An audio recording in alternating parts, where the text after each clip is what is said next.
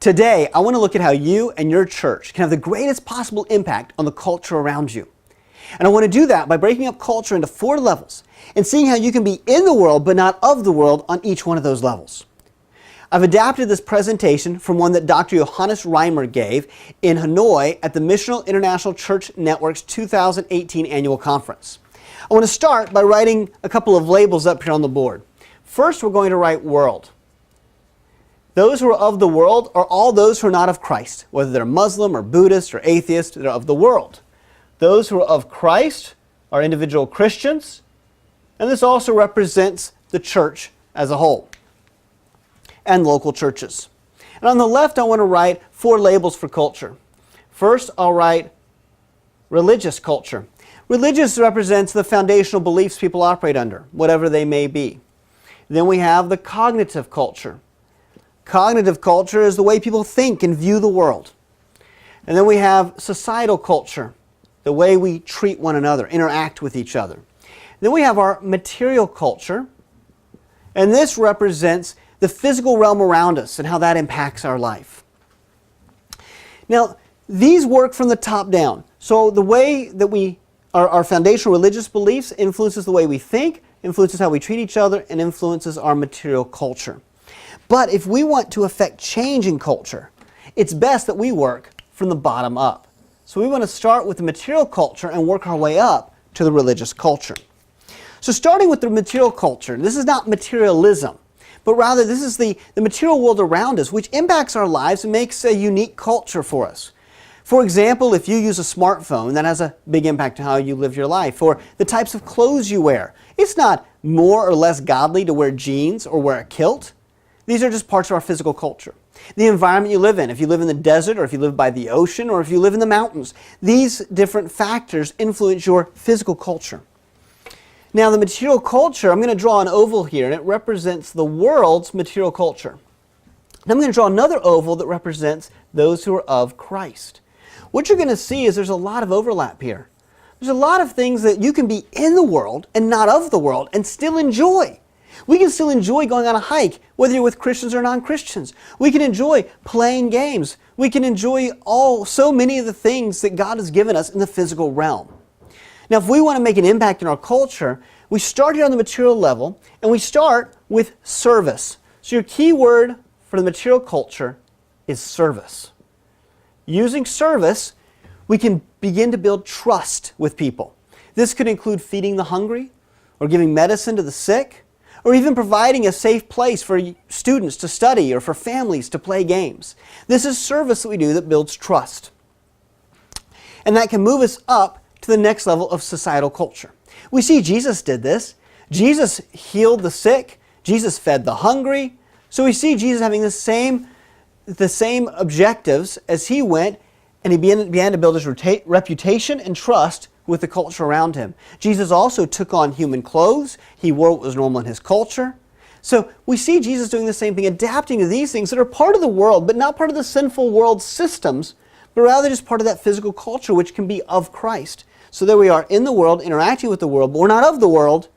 There are certain things, even in the physical culture, where we can't overlap.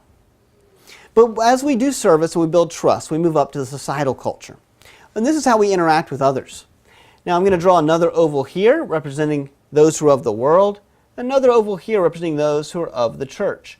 Again, there's a good bit of overlap, but there's less overlap here than there was on the lower level of material culture. When it comes to societal culture, how do we have influence there? Well, our key word is dialogue. It's through having discussions and getting to know one another, learning about each other's culture, asking people, why do you like to wear jeans or wear a kilt? Or finding out about the language they speak. That's part of their culture. Finding out about the way they celebrate different holidays and festivals. Again, much of this is not going to be more or less godly. It's just a part of our societal culture. Jesus engaged with society. Jesus, we know, went to a wedding. So he did things that were in the world, but he definitely was not of the world. And in the same way, us being of Christ, there's many things in society we can take part in. We can go to weddings. We can learn other languages and begin to understand people from different places. We can enjoy different kinds of food. There's so many things that we can do. And this leads us to dialogue. We've built trust here in the material culture by doing service.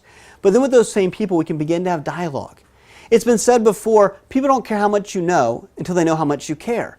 Well, we've shown how much we care here, so now we can begin discussing, not so much to teach, but more to understand with dialogue. But that will naturally lead us up to the cognitive culture, looking at the way people think and view the world. Now here there begins to be less of an overlap. There's still going to be some overlap, but there's less of it. Because those who are of the world, they think and have a different worldview than we do as Christians. And so as we've had this dialogue about why people do things the way they do, we'll begin to see that they see the world differently. And there's some things that we disagree with, even on the societal level. I know that I sometimes see people driving in a way and treating others, whether they're using obscene hand gestures or using language that we as Christians don't want to have a part in because it's not how we should treat others. But I realize they see the world differently. They put themselves at the center of it. They feel like it's okay to mistreat other people. So I see the societal culture, areas that I'm not able to be a part of, and that leads me to the cognitive culture. I go, they think differently. And I can enter that cognitive culture and have an impact through discourse. That's your key word here. Discourse allows for disagreement. I shy away from using the word debate because it has such a negative connotation. We want to have discourse in love, but we can disagree, and we will disagree on the cognitive level. So on the social level, it may just be dialogue, learning about one another. But as we begin to learn about how other people act and how they behave, we begin to realize we have a greater difference on the cognitive level. Here we can begin to disagree and say, well, I don't do it that way because I think this, which is naturally going to lead us to the next step, which is the religious or the spiritual culture, where we're not going to have any overlap with those of the world. Here's where we're not of the world, we're now of Christ. We're a new creation. And here's the key word, evangelism. When it comes to evangelism, we're wanting to introduce them to Christ, and we're wanting them to believe in Him and to become of Christ. And that will change their entire lives. We've worked our way up. Now we have discourse. We know we disagree. And they may even ask you, well, why do you think that way? Why do you think differently than me? And the answer is, because of Christ. Because of what Jesus has done in my life. Because of what Christ has taught me in the Scriptures. So these are very wrapped up together. Jesus also engaged. As He served people and as He dialogued with society, He built trust and He built relationships, and then they began to ask Him questions. They would ask Him questions like, well, what is the greatest of the commandments? And Jesus would disagree with their thinking, and He would share with them the truth of God's kingdom, the truth of who He was, that He was the way, the truth, and the life, and that no man comes to the Father but by Him. This was contrary to the way those Pharisees who were actually of the world, even though they thought they were of God, it was contrary to how they saw the world. And so Jesus here, He enters into all these four levels, but we see Him going and doing service, we see Him dialoguing, we see Him having discourse and disagreements, and in that we also see evangelism, where He was pointing people towards God's truth and towards Himself. So we want to do the same thing. We want to do all four of these. Now there are times where you may be able to jump straight to evangelism with somebody you just met. I'm not saying we can't do that. But I am saying that as a whole, not just thinking about individuals, but thinking about if you want to influence the culture around you, the city around you, then the best practice is to start here and to say, how am I serving others to build trust? And am I then having dialogue? It's one thing to give somebody some food that's hungry. It's a whole other thing to take the time and effort to have dialogue and get to know them, to actually build a relationship. And then with those that I've built a relationship with, am I entering the cognitive discourse? Am I willing to actually have the courage to disagree? Once I have a relationship with them, in love, but to say, hey, that's not right. That's not how I see the world. And then have you taken that to the next step of then sharing Christ with them? So I want you to think and ask yourself, are there people that I could better serve and build trust with? Are there people that I've served, but that it's time for me to get to know them, to build a relationship, to have some dialogue? Are there people maybe you work with that you have an acquaintance with and you know they're different, and so because they're different, you've just never built a relationship with them?